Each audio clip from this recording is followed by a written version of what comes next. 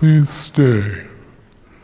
Help me pace out the field for blue corn. If a winter has seemed to pass as only our shadows on a rough wall, weren't they blank and rough as apple petals blown over and over each other to drift in heaps on the porches?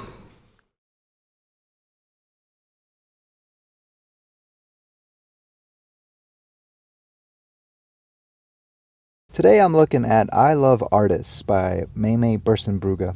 This book was published in 2006 by the University of California Press, and it's a collection of her work starting from 1974 all the way to 2003, and includes some new poems, although she has since put out at least one other collection of poetry since this book.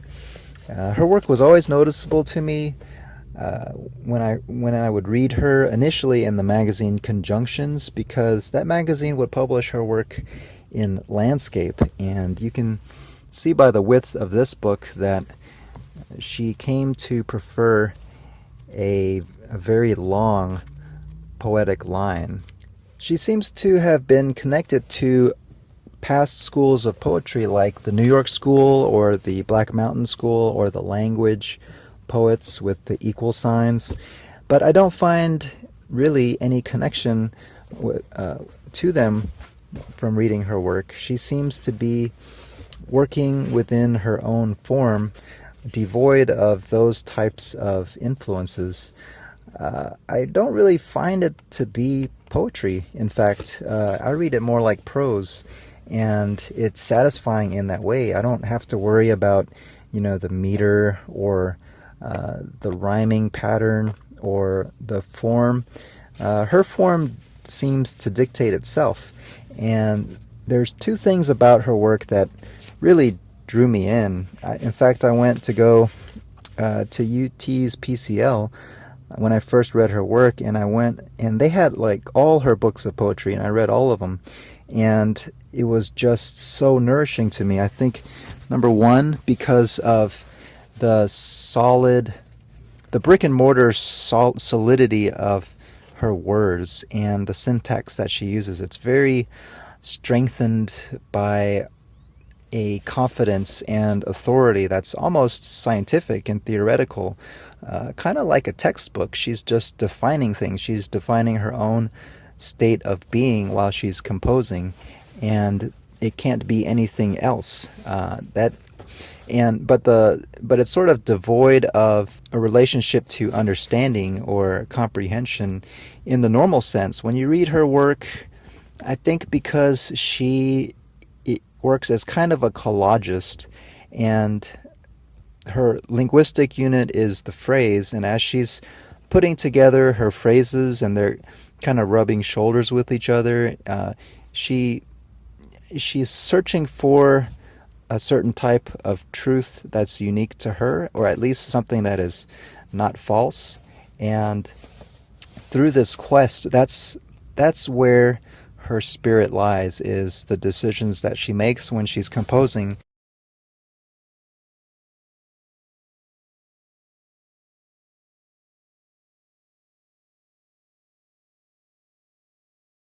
And while I'm held enthralled by the surface of her language and the textures there, I think what happens is subconsciously the text is enacting certain manipulations and creating emotions that are beyond articulation, and that's what I find memorable about her work. I knew nothing about this writer. I had been reading her for years.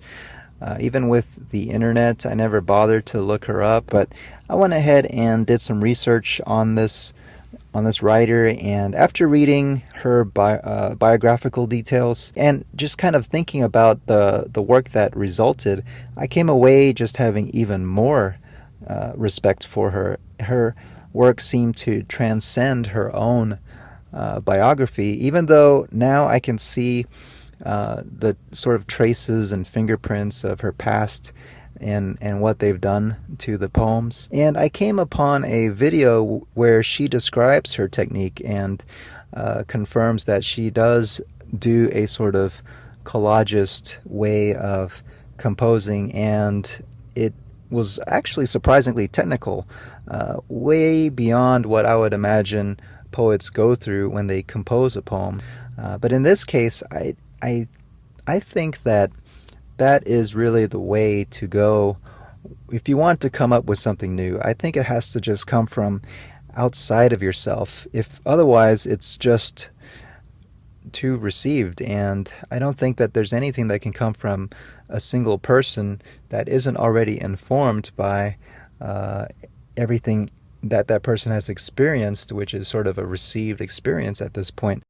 This writer seems to do a lot of reading as research, and she says that she reads in a trance. And I can see how you can do that, like not just with fiction and poetry, but reading other types of work like philosophy or anthropology, or manuals on gardening tools, or technical books on computer networking, or cookbooks. Anything that has language in it can be read in this sort of trance, because just the act of putting a word down on a page is a type of creation, a type of fictionalization. And you could even take it a step further. You could look up from your reading and start to read the world around you as if it was part of the same collective dreamscape, because any object, any person, any manufactured emotion, anything that's not untouched nature is the result of another person's dream or desire. And after reading this book, that's what I came away with, is the gift of that perspective.